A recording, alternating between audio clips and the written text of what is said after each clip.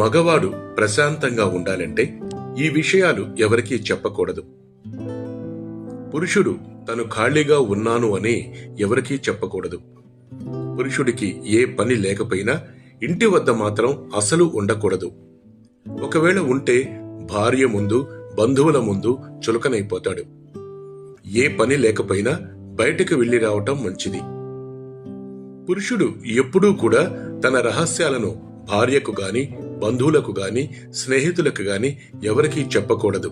ఒకవేళ చెబితే ఆ రహస్యం వారి నుండి వేరే వారి దగ్గరికి వెళ్ళటానికి ఎక్కువ సమయం పట్టదు.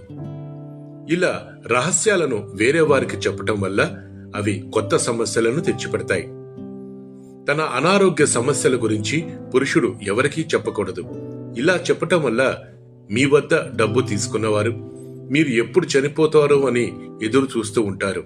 అలాగే మీ డబ్బును సరైన టైంలో తీర్చకుండా మిమ్మల్ని ఇబ్బంది పెడతారు.